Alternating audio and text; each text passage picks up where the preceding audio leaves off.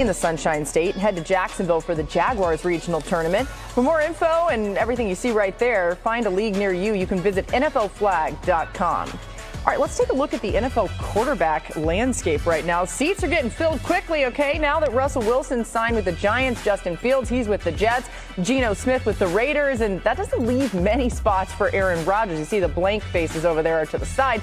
We're going to now look to the Browns and Titans, who both have an option to draft a quarterback in the top two. Then the Steelers, who seem to be one of the only options for A-Rod. Take a listen to Steelers leader Cam Hayward last week on the Rodgers situation. I ain't doing that darkness retreat. I don't need any of that crap. Like, either you want to be a Pittsburgh Steeler or you don't. That's simple. That's the pitch. Like, if you want me to recruit, that's the recruiting pitch.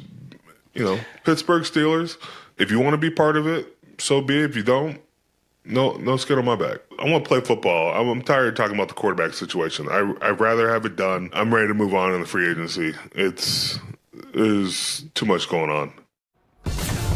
So that was last week. Today, Hayward was on NFL Network and clarified those comments. Take a listen to how it's changed now. I was asked the question of, would you go to the lengths of going to a darkness retreat to recruit Aaron Rodgers? I said, I'm not doing that. The pitch is, if you want to be a Steeler, be a Steeler. That's all it was. It wasn't meant that I don't like Aaron Rodgers. I'm against it. If you come to the Pittsburgh Steelers, the goal is to win. We haven't had the success we want, but the goal is still in mind to raise the Lombardi and bring that seventh one to Pittsburgh. Oh, man. The tunes are changing, Adam. How does this latest Giants move impact Aaron Rodgers in this situation, and where do the Steelers stand in all of this?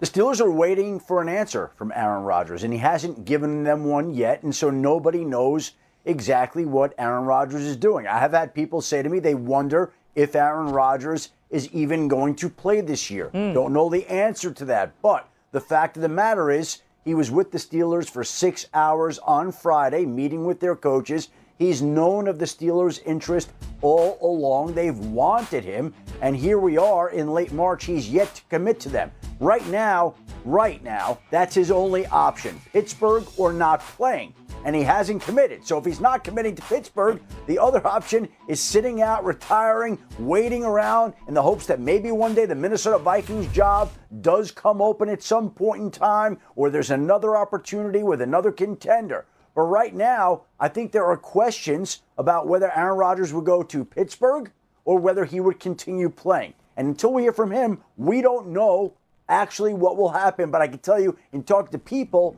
that seems to be the belief. It's Pittsburgh or it's not playing. All right, you may have noticed that Booger McFarland joined the show, so welcome, Boog. We're so glad to have you. And one of my favorite things about watching Cam Hayward talk was your smile while he was talking.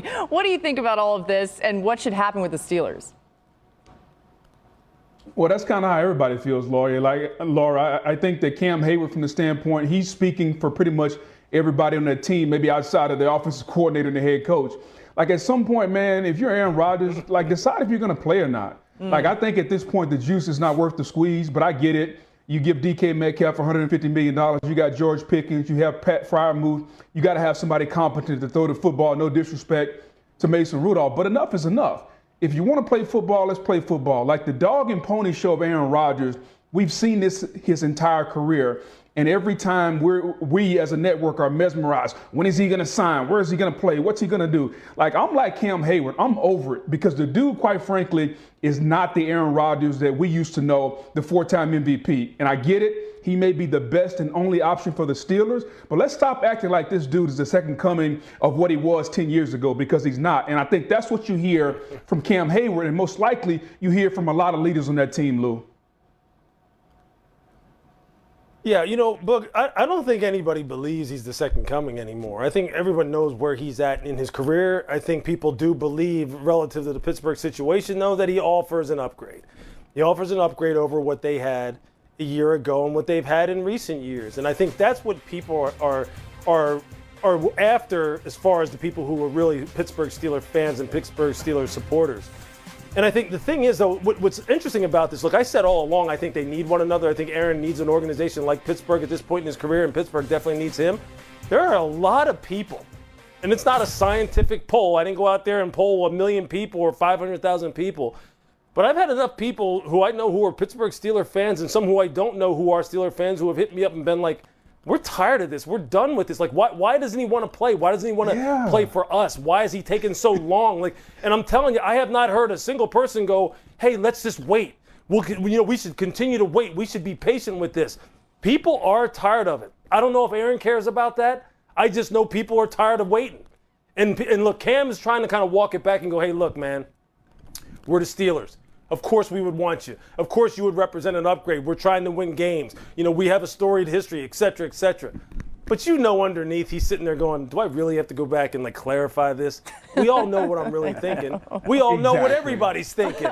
Just make a damn decision. And it's hard, man. You're seeing people twist themselves in pretzels trying to kind of play to this man as far as, trying to get him to decide, while at the same time you can hear in the back of their mind they're sitting there going, we're over it. We're over it, man. Just decide if you're going to do it or not. I will peel back the curtain just a little bit here because, it's our jobs to talk about the news, and that's what we do. But it's not like we're all really loving talking about this, okay? Like, Boog, you say the whole network's mesmerized by this. Nah, I don't know about that. Maybe I'm speaking for myself. We talk about it like Aaron Rodgers is going to win the MVP next year. Everybody's tired of it. Make a damn decision and move on, dude. Come on. All right. We told him. Okay, the other spot that some have considered to still open is Minnesota. And this is where, we've wondered if Aaron Rodgers could be in the mix there. The Vikings GM spoke all come together. And what does it mean for the Giants draft at number 3 now? Well, Laura, the Giants and Russell Wilson had been talking for days. And I think the longer the Aaron Rodgers drama dragged on, the more the Giants decided that they didn't want to be a part of that. And they focused their energies on Russell Wilson to the point where over the weekend, the two sides got closer and closer to a deal shortly after the Giants had reached agreement with Jameis Winston. Now, Jameis Winston and Russell Wilson have a good relationship, and I think that was part of this, getting two quarterbacks that know each other, that like each other, that are willing to work together into New York. And Russell Wilson was talking with the Giants, and he was talking with the Browns, and also there was contact with the Steelers as well. But ultimately, the Giants were the team that he wanted to play for. He wanted to go back to MetLife Stadium, where he won Super Bowl 48 as the starting quarterback for the Seahawks, and they make the deal happen yesterday when they work out the numbers and come up with a deal that could be worth over $20 million, including $10.5 million guaranteed. Now, how does this impact the Giants quarterback room going forward with the draft? It really doesn't. They have Jameis Winston,